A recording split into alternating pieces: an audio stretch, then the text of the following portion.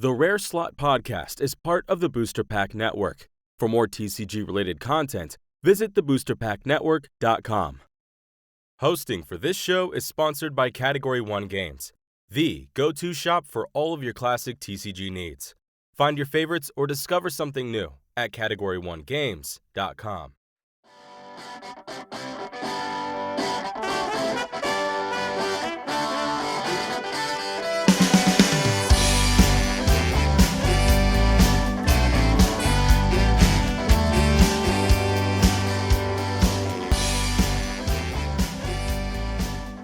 Hello and welcome to Rare Slot. My name is Rands and this is the show on the Booster Pack Network where we can have casual conversations about trading card game related topics. Now, that could be something that I want to talk about. It could be something suggested by you guys, the listeners, so always hit us up in our YouTube comments on any of our shows or send us an email, which will be linked in the description of this episode, and let us know any topics you want to hear about. Also, this could be a show that's just about something happening in the trading card game world around us. And in fact, we are celebrating a huge anniversary in the trading card game space. In fact, this year, 2023, is the 30th anniversary of Magic the Gathering's launch, which of course launched way back at GenCon in 1993. Already this year, we've done a couple of episodes about Magic the Gathering. One in particular stands out that helped launch not only our network, but at reformatting, but also this 30th year of Magic celebration. And that was with Peter Atkinson, who was the founder and CEO originally of Wizards of the Coast. And he shared a whole bunch of stories about how Magic got crafted and how the game was influential in the hobby gaming industry when it first launched. Now, that sort of brings me to where we are today, because if you rewind the history books 30 years exactly, you'll find Peter and his colleagues at the early days of Wizards of the Coast working out of his basement, preparing the card files to send to their printer in Belgium. However, that's about May in 1993. When we get to the summertime in 1993, as I mentioned before, the convention season like GenCon, that's when we actually see the launch of Magic the Gathering, and that's where it brings in our guest today. Because at the original launch event of Magic the Gathering, which is that GenCon 1993, they were there. They were in attendance, and not only that, they were actually a finalist in the first ever publicly held collectible card game tournament, which of course was for Magic the Gathering. And they're going to share some stories about the earliest and now almost forgotten days of Magic's first years. How they played the game originally, how it differs from what it is today. It's metamorphosized a lot, especially in recent years, and how they felt about the game when it first launched. So I am delighted to welcome to the Rare Slot for a casual conversation about their memories with Magic the Gathering. It is the finalist of the Magic the Gathering 1993 World Championship. It is Rick Townsend. Rick, how are you? Good. Hope everything's going well with you too, Rands. Everything is fantastic on this end. Again, it's a great celebratory year for Magic the Gathering, and and trading card games in general. And so much change has happened over those years, and I can't wait to see what happens in the next 20 or 30 years itself. But let's jump back to the past rather than think about the future today, and talk about, as I mentioned in this intro, you've been playing Magic the Gathering since literally day one, since it went public at GenCon 1993. But before we jump into that, how about you tell me a little bit about, why you're at GenCon and first and foremost, how you came to be attracted to sort of, tabletop gaming and gaming in general. As we can see, those of us who are watching the video, you have a number of old PC games and stuff like that filed behind you. Some of the classics like Civilization and Neverwinter and a whole bunch of other ones, as well as I think even the old Magic the Gathering games. So before we get into the digital stuff, before we get into the trading card game stuff, tell me, what was your first experience becoming sort of a gamer? What was the sort of thing that sort of attracted you to the genre of gaming and as a hobby? Well, after I met my wife, her sister's boyfriend was a big D&D gamer, and that's the first I was ever introduced to that genre, and really liked it and picked it up and started playing D&D with them. We went to GenCon 93 because him and his friend were running BattleTech, and they ran a BattleTech big setup there for the 4 days. So I went along to help him out, and I was not really a big BattleTech gamer, but just gaming in general. It wasn't my first GenCon, but definitely was the longest GenCon because we went like a day early and stayed a little after. So yeah, that's where I saw Magic the Gathering the first time. That's awesome. So obviously, you mentioned in there Dungeons and Dragons, you mentioned in there BattleTech, two entirely massive juggernauts of tabletop gaming before that Gen Con, because obviously the world sort of changes at that Gen Con as far as tabletop gaming is concerned with this release of trading card games, which went on to take over the industry for years afterward and even to this day. So obviously, you've started playing D&D, you've sort of gotten into that, somebody else has shown you how to play it, which is always the best way to learn how to play that game. Reading it way back then was never a simple thing. But tell me a little bit more about your experience at Gen Con. So you were playing BattleTech, you're probably checking out some other games, D&D or other RPGs, and then tell me a little bit about, before you even saw Magic the Gathering cards, did you hear about it? Was it something you just stumbled across at the show? Like, what was your experience of Gen Con 1993, and how did that lead to you discovering Magic? I had never heard of it before Gen Con 93, and never knew anything about the CCG market. One of the things I wanted to go to Gen Con for is I like railroad games. So we have all the railroad games, Iron Dragon, Empire Builder, and stuff like that. And Empire Builder just came out on PC, and they were actually running a tournament there. And I actually won that tournament that year at Gen Con.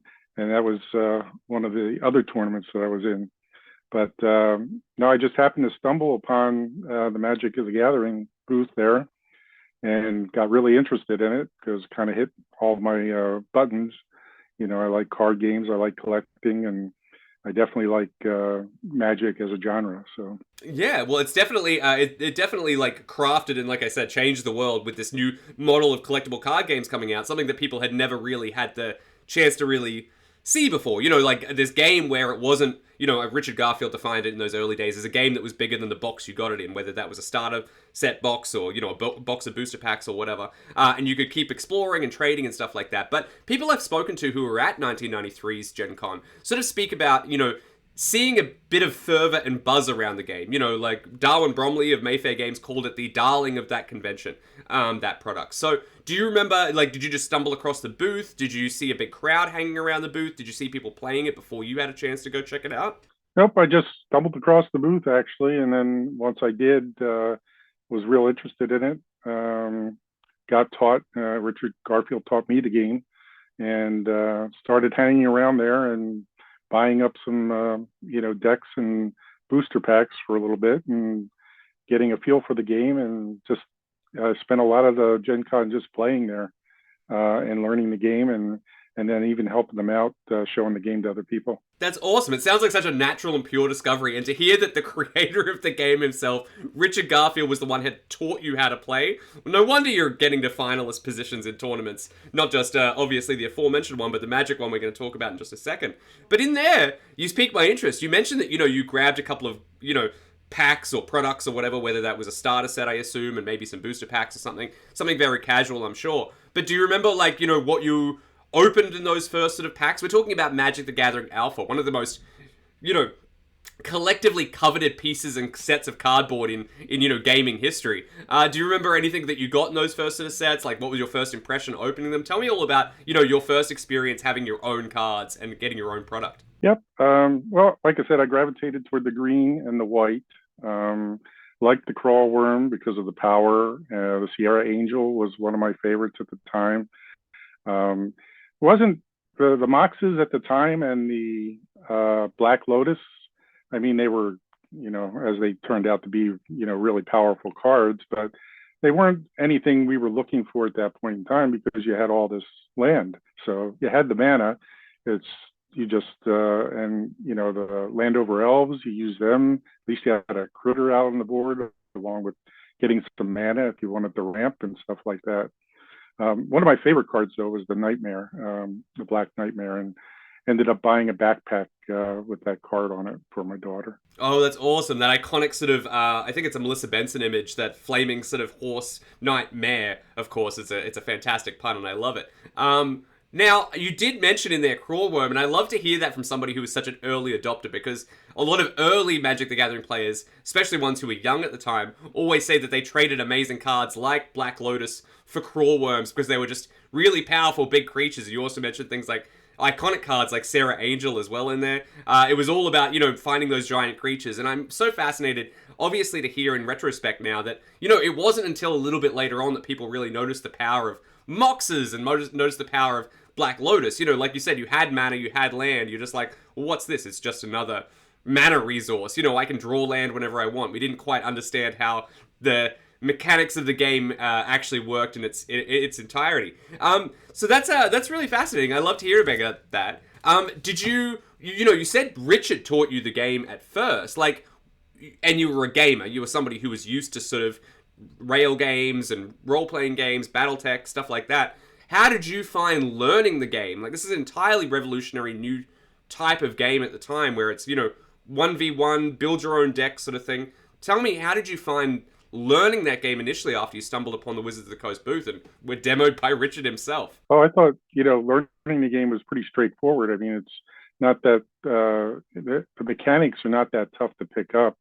Interactions, of course, afterwards are pretty tough to pick up, but the mechanics itself, the base mechanics, of course, at the time, there wasn't a lot of different things going on at the time other than, creature powers, flying, and stuff like that. So you didn't have to worry about all the things that you have to worry about in today's Magic, as far as the genre goes. But yeah, it was very easy to pick up, I thought. And, because it had a lot of different aspects and ways to go. And that's what I think made it so special for me is, just it was easy to learn and very hard to master. Yeah, and that's one of the things and it continued, like, even in that small environment of almost 300 cards, like, it continued to feel like, especially compared to other games at the time, that it was constantly evolving and expanding and changing and stuff like that. And one of the things that spurred on that was not just trading cards amongst friends as well, but in those early days, Magic had that special rule about ante. So essentially, at the beginning of every game, after you drew your hand or whatnot, you would set aside your top card. And it could be anything. It could be a land card, it could be a Nightmare, it could be a Llanowar Elves, it could be a Black Lotus. For all you knew, you just set aside a card. And ultimately what would happen is the winner of the game, sort of like based on, more archaic sort of marbles playing for keeps type thing, you would get to keep that other person's card. In the early days, in that GenCon 1993, were people playing with ante? Was that something that you remember? We were playing with Annie, but I don't believe we were playing with Annie in the tournament. I don't. Yeah, I don't think the tournament they turned that off. I know casual gamers, after you read the instructions and stuff like that, Annie was part of the thing, but I played very few with Annie. So it's interesting that it's such a huge mechanic in the game, which had cards based around it, whether it was whether it was Jeweled Bird later on after that, or Demonic Lawyer, or whatever it was, Demonic Consultant, or whatever it was, those early anti-cards. It's so interesting that almost immediately, literally at the launch event, people were starting to push that rule aside, and ultimately, by the time Homelands comes out, the entire mechanic fades away completely. But I just wanted to ask about that, because it is always something that, a lot of people who look back at Magic history always point to as a real oddity in its type of play, especially considering that's the way it was originally designed. Now, you mentioned the tournament in there, and that's what I really want to focus on today. I would love to chat with you, because, as I mentioned, you are somebody who has a unique position in history as a finalist, basically the runner of the first ever, what was jokingly dubbed, I guess, the 1993 World Championship for Magic the Gathering, but it was, of course, the only event people had only had cards for a day or two, at tops at that point. Tell me about everything you remember about that tournament. Tell me, what do you remember about entering the tournament? Like, how did you feel? What kind of deck were you playing? Tell me everything you remember about, playing Magic competitively for the first time publicly. I found out about the tournament, pretty much after, they said, because it was a last minute thing. And from what I can remember, they didn't say that from the very beginning of the convention that I met Magic with. They said they're going to do it. I think it was like Saturday or Friday night. They said, we're going to come up with this tournament and, to sign up. So, of course I signed up since I was playing a lot with it and decided to do it. I went with green white. They were, again, my two favorite colors. I had a lot of cards from them. I liked the Landover Elves because of the ramping. And then, of course, the white had some counter effect, circle protections and stuff like that, that you could use. So that was what I went after. Now, it was not as refined that, and I My deck, I know, was not 60 cards. It was more like 100, maybe 110 cards in it. It was hard for me to drop something, but I did kind of get the land ratios. I kind of figured that out as per regular cards in there, but it definitely was not a 60 card deck. And I believe the person that won the tournament, who was playing black and red, his deck was not, trimmed down to 60 cards and had four of all the best cards of the era in there. We just basically put together two decks of the cards we liked to play and ended up playing it. Yeah, just like two colors that you felt gravitated towards. It wasn't like this, cutting every single thing. Like you said, it wasn't 60 or even 40 card decks, I think it was at the time. People weren't optimizing decks at that time. I love the fact that there's always those early stories from Magic the Gathering that people would basically just have their entire collection, whether it was, 60 cards or 160 cards, plop it on the table and just start drawing off the top. It almost is, it's very charming to think about in this world of like deck techs and land ratios and mana optimization and card advantage. This was the innocent days of playing Magic the Gathering, and I absolutely love hearing these stories because it's what I love about collectible trading card games. It's that discovery. And you guys were discovering as you guys were learning as well. And I love that. So, obviously there was big, fat, stacked decks. You mentioned before about sort of, the rule system that Richard had made was relatively simple. Put your lands down, tap it, make sure you have enough for the creature you want to put out or the spell you want to cast, and play it. There's some interrupt and instant rules and stuff like that can get confusing. But do you remember in the tournament itself, people getting confused or not really understanding the rules? Was there, I assume there was no judges sort of league or a convocation or whatever that we ended up getting a little bit later on I want to talk about, but there was no real sort of structure in place. Tell me, do you remember any weird interactions or confusion from players or anything like that on your journey in that tournament? Not so much in what I played. I know the Wizard people were the judges. They were the ones that were presiding over, and so they made sure that the people understood the rules, and if there was any questions, we went to them, of course, at the time to settle it. But I don't remember too many rule problems or anything like that. Like I said, the cards were pretty straightforward at the time.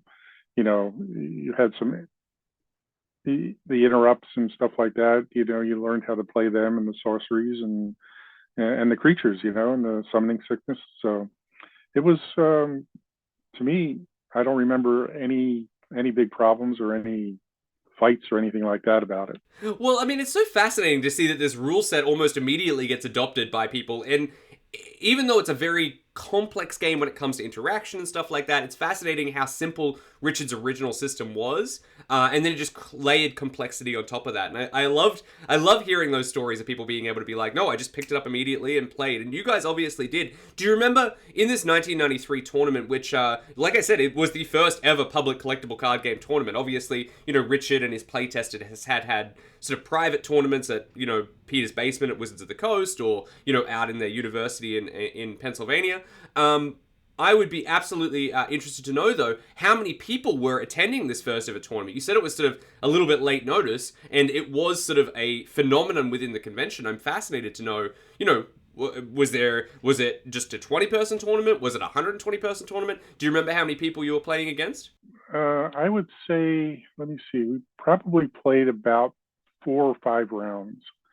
So, yeah, it wasn't any longer than 5 rounds, and it was usually best out of 3. And I knew the finals were supposed to be best out of 5, but they ended up being best out of 3 too. When it got down to there, because I think we just ran out of time, because some people took a little longer than others to finish, and there was no real timer rule at the time that we were playing there, so they didn't cut that off. So yeah, so from that, if they did it in this sort of standard Swiss and then bracket sort of a tournament, I would guess that's probably about 60, 70, 80 players maybe tops. at that. But that's still an impressive effort considering the game had only launched the day before or the day before that. It's really, really impressive to think about. Now, tell me more about this tournament. Like, what do you remember? Was there any, like, do you have any memories that stand out, whether that was in the finals or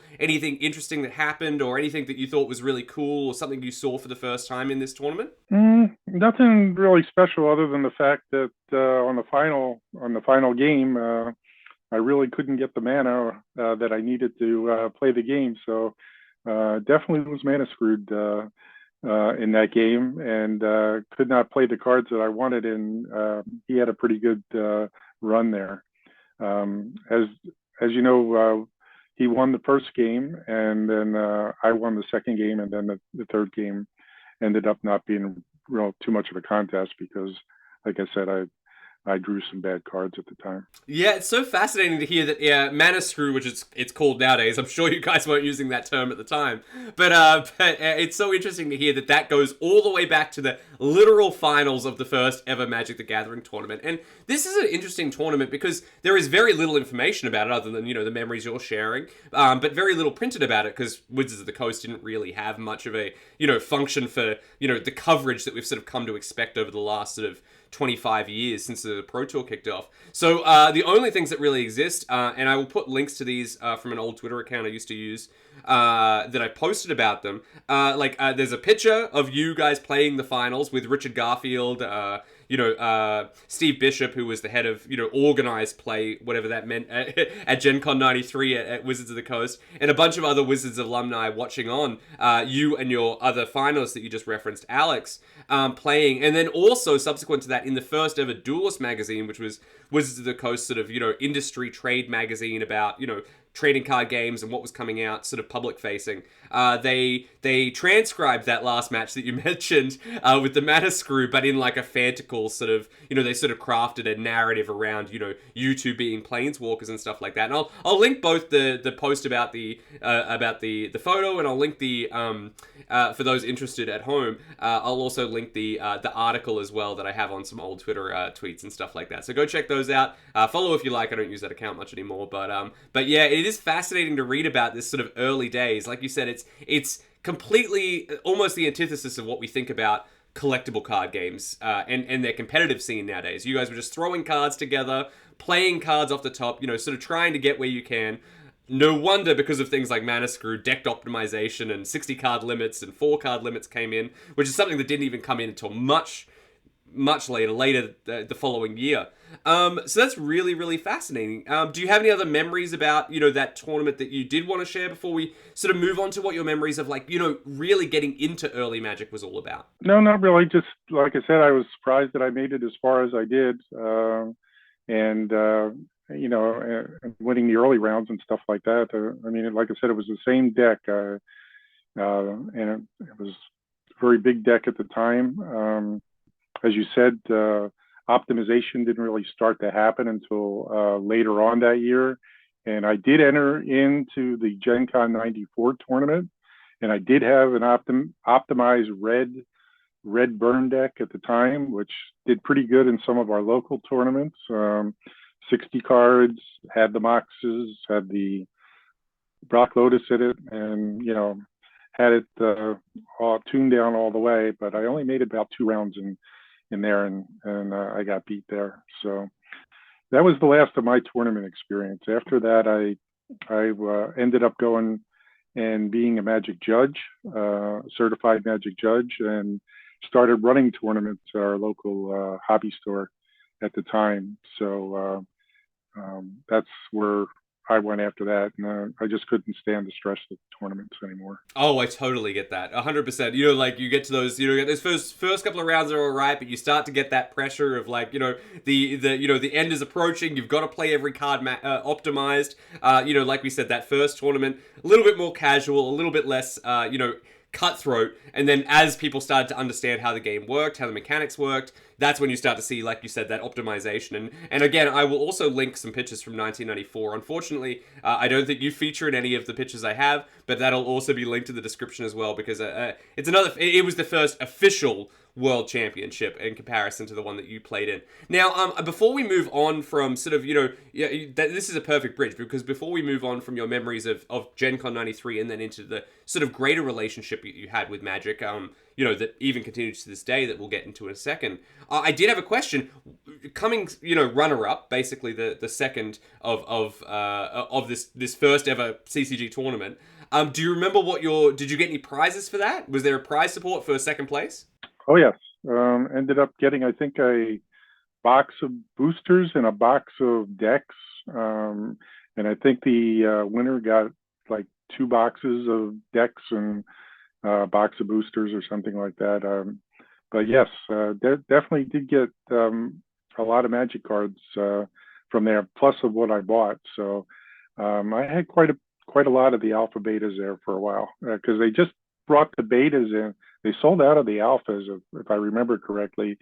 And then on Saturday, they brought in their betas. They had shipped them in, and they were selling them too. So we had both the alphas and betas there at GenCon. So that's interesting. Obviously, beta is the second set for the limited edition Magic the Gathering first release. And it came a little bit later, but yeah, they definitely had a second restock on that day because they were not expecting alpha, which is the entire first sort of print run, to sell as quickly as they did. It was absolutely fascinating. But I loved hearing you say that you got a box of alpha starters and a box of alpha boosters for winning that tournament, because I think statistically of any trading card game tournament or any hobby game tournament, adjusted for the value that's changed that over the years, that is the highest rewarded collectible card game tournament prize ever given. If you adjust the prices for today, because those 2 boxes sealed would be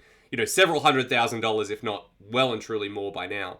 But it is absolutely fascinating to think about that. Now, obviously, you play out this tournament. You unfortunately don't win it, but you obviously get some fantastic prizes nonetheless. And you are into Magic. You have a collection well before anybody else, because one of the biggest complaints about those early days is how hard cards are to get. It was so limited.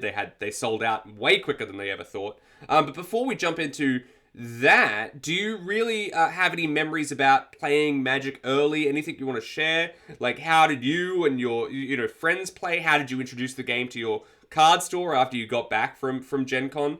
And tell me a little bit about that. Did you obviously attended some other tournaments and stuff like that, and you said you became a judge, so I assume that means you joined their very burgeoning at the time Duelist Convocation, which would later be called the DCI, Duelist Convocation International, and it's ultimately sort of like the play program is now. So tell me a little bit more about how do you feel about those earliest days playing Magic? What do you remember? Like, what do you remember, from your local scene or anything like that in those formative days? One of the biggest problems after we got back from GenCon is we could not get cards. We talked to our local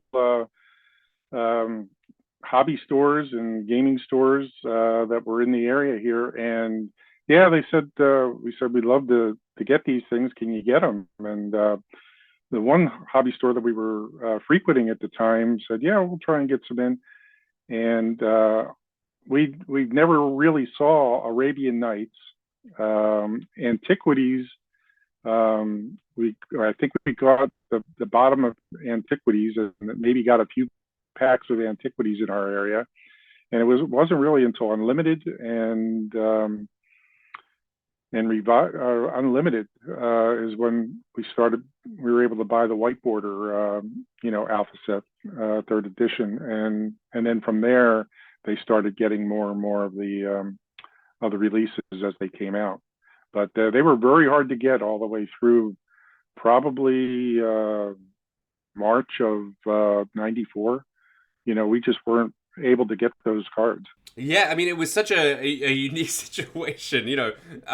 Literally, Wizards of the Coast was facing paper shortages in the card printing industry because they were ordering so much. So they just literally physically weren't prepared for how much of a success this game was going to be. And it's fascinating that you mentioned those expansions. I would love to get your take on those. As somebody who was, as I mentioned before, basically a day one adopter, how did you feel about the game as it started to expand? Obviously, you had a little bit of Antiquities, you said you missed a lot of Arabian Nights, but things started to come in like Legends, where you would be featuring legendary characters, or world enchantments and stuff like that. How did you feel about those first couple of sets? Namely, Arabian Nights, Antiquities, Legends, and of course the Dark. Like, how did you feel about the game starting to expand? Were you excited by it? Were you hesitant by it? Like, tell me all about that. I loved it because that, changed the game and made it a lot more interesting at the time. And like I said, I would have loved to gotten more Arabian Nights. I liked that set. I ended up, of course, getting some of the cards later on, but it was hard to pick them up at the time. Same way with the Antiquities. Legends, we were able to get a good amount here. The hobby stores finally caught up with everything, and when Legends was released, we were able to buy boxes of Legends from our hobby store and get them and build our collection with them. And then, of course, by the time the Dark and Fallen Empires came out, it was very easy to get those limited, small sets because they were the smaller sets. And then I think Ice Age was after that. So by that time, I was definitely a DCI member. I ended up taking the test and became a certified judge for Magic to run tournaments, probably at the end of '94. And we had a local hobby store here that really, really embraced Magic and ended up having, Magic tournaments or Magic Night every week.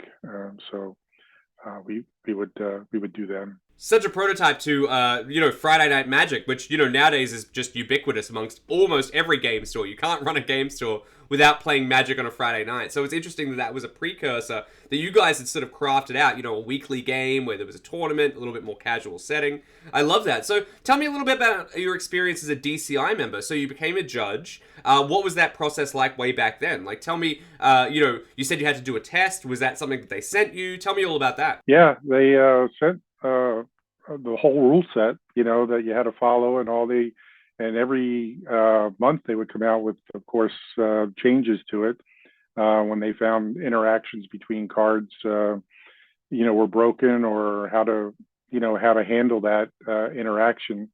So you would get monthly newsletters from DCI with all the changes and the rule changes, and then of course with that, then the limitation of how many of a card you could put into the deck, and it just snowballed from there. But yeah, it was to be certified. It was it was a process. You just didn't run the tournament and say you were certified.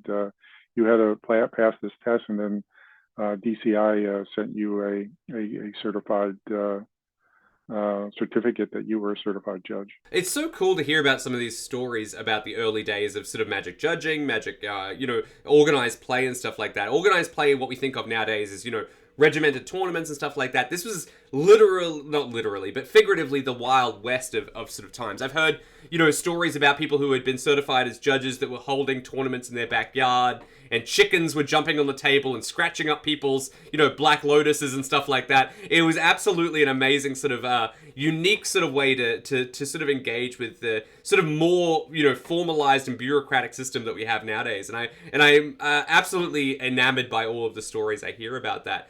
So you mentioned earlier that you were into sort of green initially. That was what you gravitated towards. You played green-white. Did you have, as the sets started coming out, sets like Antiquity, sets like Legends, sets like, the Dark and stuff like that, did you gravitate towards that one color? Was there always a color that you felt like you had a real kinship to? Or was there any specific card or anything like that? Tell me about your experience, personally, as far as a deck builder and a Magic player goes, when it comes to your favorite things. Well, yep, I started with the green and white, and then I kind of gravitated toward the quickness of the red, the goblins and the haste creatures, and of course the direct damage. Decks that could do both, silence creatures and actually hit face. So they were, that. And then I liked the control decks. Then I ended up starting to play blue a little bit, and getting into the control side of things when that became popular, and doing that. But like I said, I didn't play them all in big tournament sets. Basically, it was just having fun with my friends and stuff like that at the time. Uh, but after, as I was judging different tournaments, a lot of the decks showed up. So I want to ask you a little bit about this. Obviously, one of the most famous decks from that early era, and it might have come a little bit after your time. We're going to talk about your exit from the sort of the core of the game in a second. But did you ever remember experiencing what was colloquially dubbed the deck, which was essentially an unbeatable control blue-white deck? That had come out from Brian Weissman and a couple of his, fellow sort of playtesters and stuff like that. Did you ever come across that one that was, basically the hardest line control that the game could offer at the time, with like basically one outsource of damage, and basically the entire point of the deck was to lock down your opponent in any way possible, Armageddons, anything like that, just completely blow your opponent up, and then just needle them one point at a time. Did you ever come across something like that? Oh yeah, I came across a few of those types of decks at the time. One deck that I remember was a blue control deck, and if he got to turn 3, you were done, because you weren't going to take another turn after that, because of all the cards like Time Walk and stuff like that. You could not take another turn. He just took control of the game, and you were dead.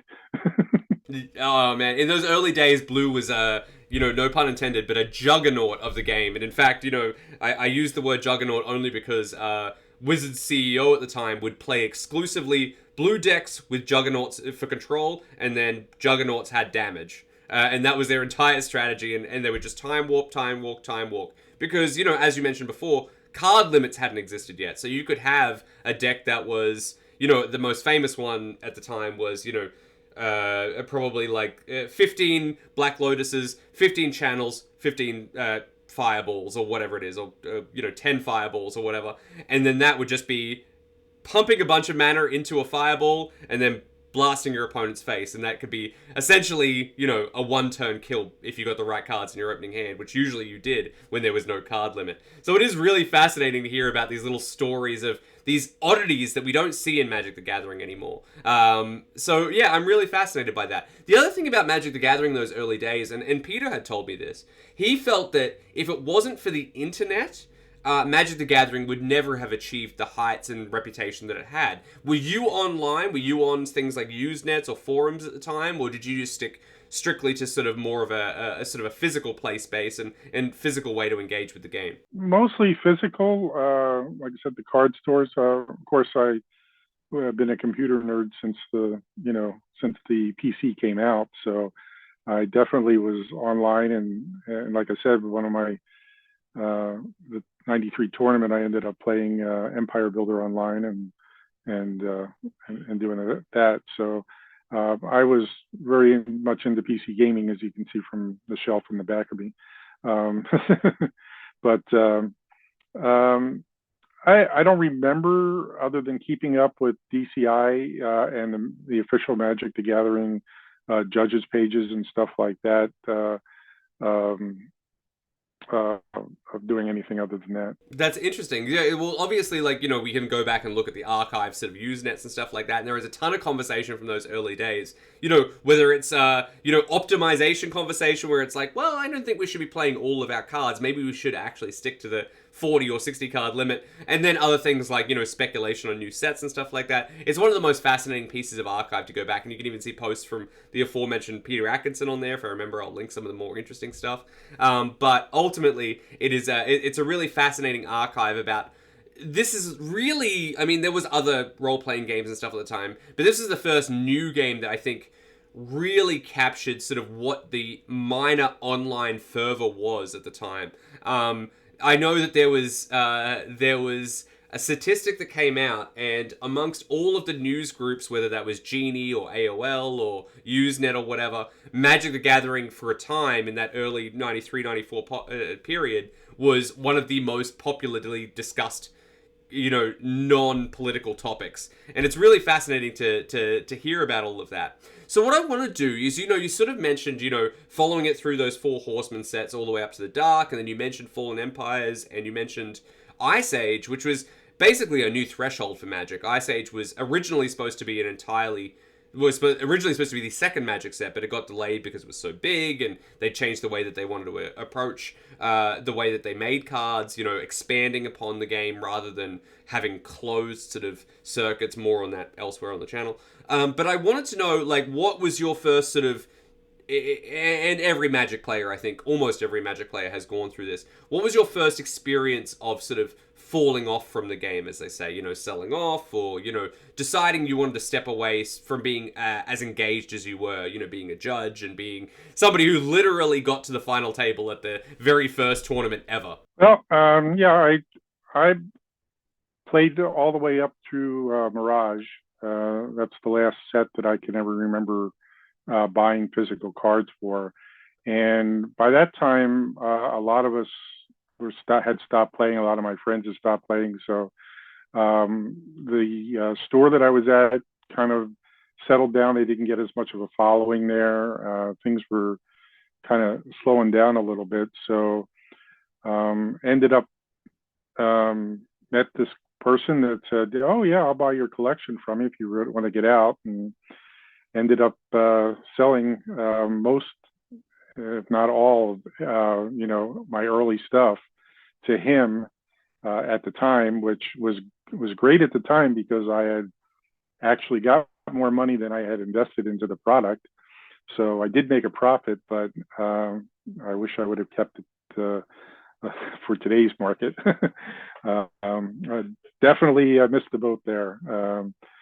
Saving all this, saving the collections and stuff like that. But yeah, that was it. And then basically, life happened.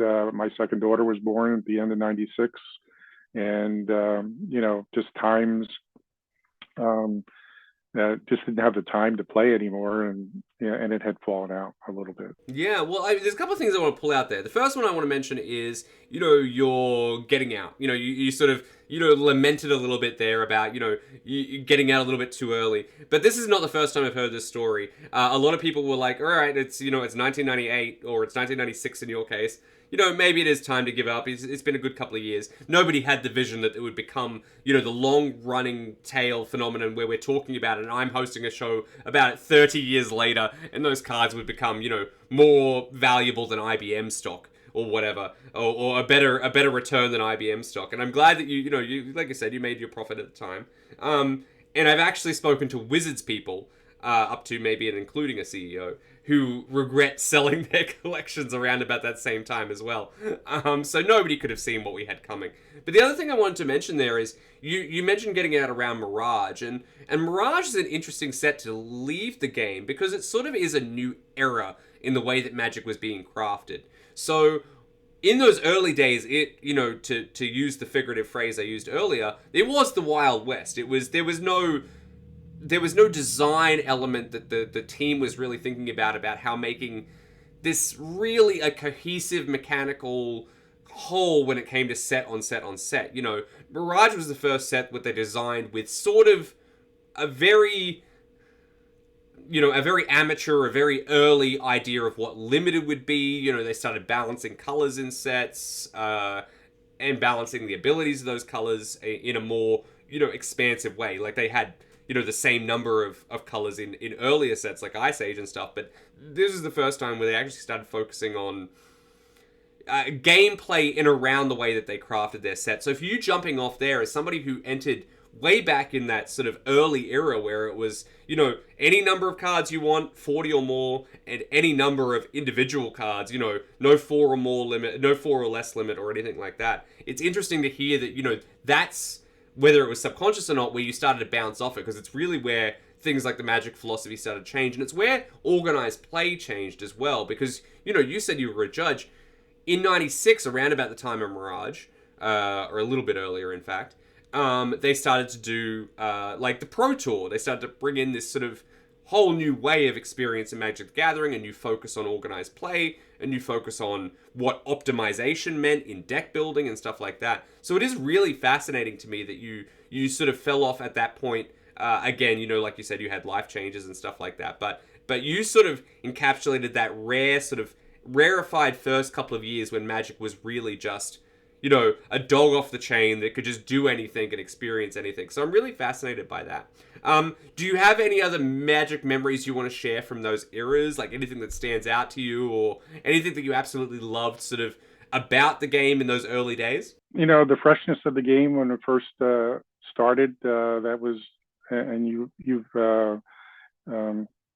talked about that, and just that's what brought me to it, and keeping it fresh was in the early years was really good, but other than that, no, I don't have any other special things to say about it. Well, I'm so glad that you were sort of a shepherd in your own community. You went to GenCon 93, you got the bug, and then brought it back, and, it spread, much like Magic the Gathering did, it spread virally throughout the country and throughout the gaming hobby sort of space, and eventually into mass market and stuff like that. So thank you for just even that passion. Obviously, Magic was going to take off, but, you obviously sharing it with your local community, I'm sure made a whole bunch of other fans. Now, before we go, there's two other things I want to ask you. First one is, obviously Magic the Gathering came out in 93, and then by 95, the GenCon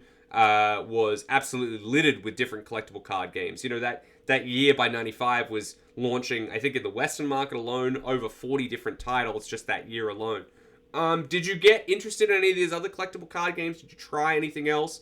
Did you dabble in any of the other things that were happening outside of the world of Magic, but in that same collectible card game space? Yeah, we definitely tried out a bunch of the other ones, especially the TSR one. Spellfire, I think, was the name of it. We played that. Even later on, I'm not a big Star Wars fan, so I didn't get into the Star Wars one, but I do like Star Trek, and started playing the Star Trek CCG for a while, and still have a few of the cards from there. But other than that, I wasn't a big Pokemon fan, which was, I know, later into the 2000s. But as you said, I kept up with Magic after I sold out of the paper Magic. I started playing online when Magic came out online, the first iterations of that, and then, of course, played that for a little bit. Nothing serious, and then ended up, of course, playing Arena when that came out, and still do play the Arena game. It's such a fascinating thing to hear that, you started way back in that sort of earliest days of 1993, getting taught by Richard Garfield himself, and then flash forward to today, where you're playing on Arena on a regular basis, with, Planeswalker card types, and soon-to-be battle card types, and all sorts of newness and different ways that the game is played. I'm so glad to hear that you're still embracing Magic the Gathering in whatever form you can. I'm so excited by that. Before we get out of here, though, I do need to ask you, is there any other Magic memories you want to share? Whether that's from your earliest days of cracking your first booster, whether it's a special rare card that you pulled, an exciting booster pack you once got, or even something from your recent Magic Online or Magic Arena memories. Other than, the fact that I continue to, like I said, still play in Arena, and still keep up with the game. I know back when Arena first came out and I found it and I was playing Hearthstone too, so I enjoy Hearthstone a lot, and was playing that when that first came out, and then I kind of went off of Hearthstone and more to Arena after that, and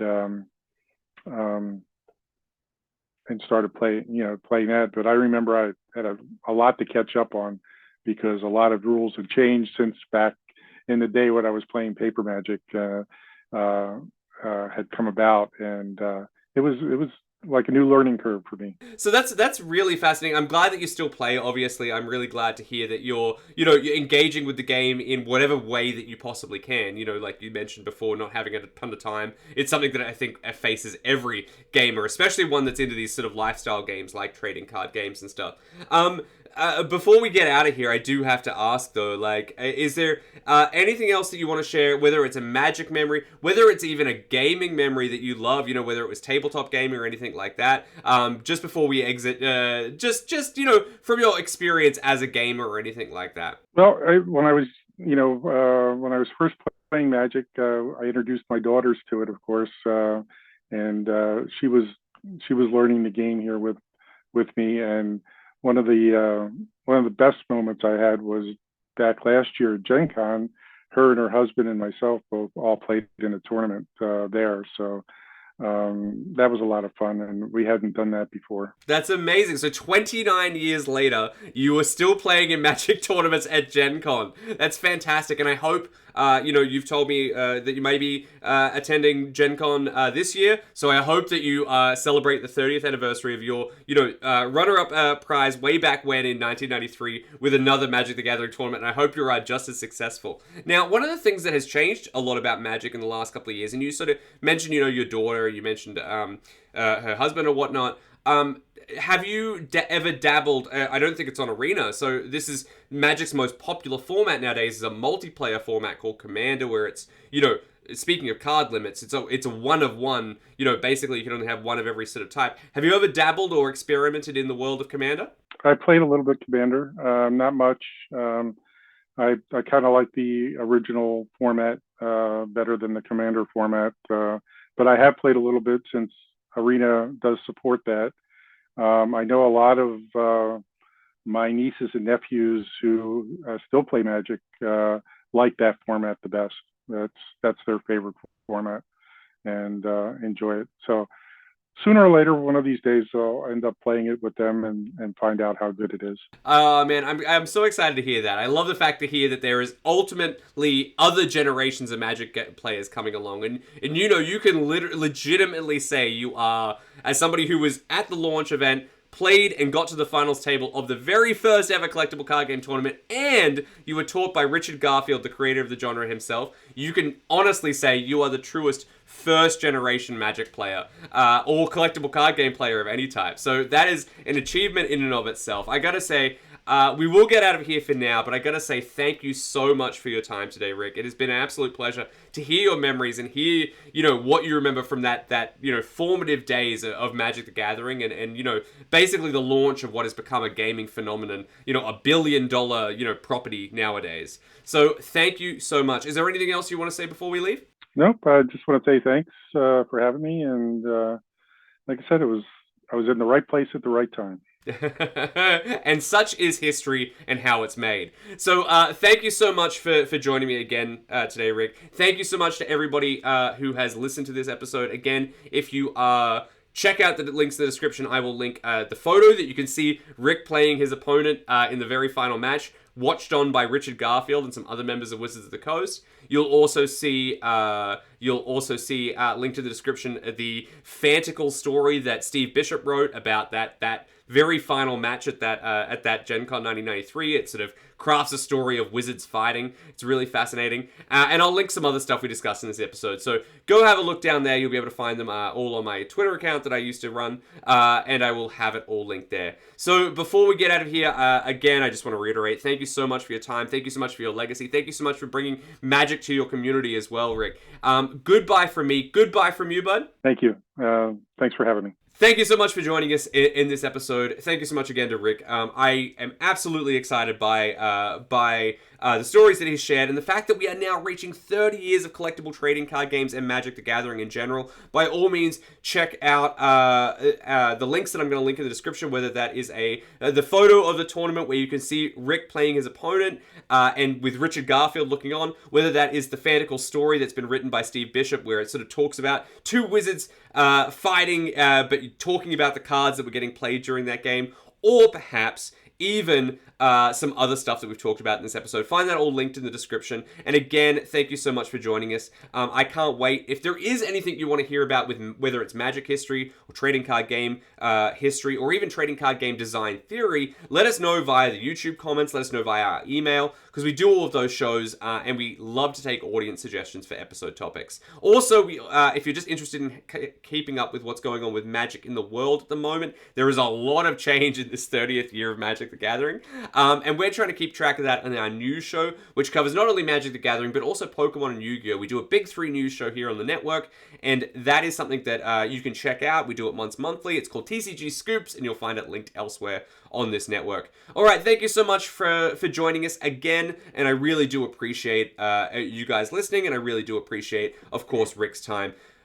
Goodbye from me once more, and remember, until next time, keep shuffling.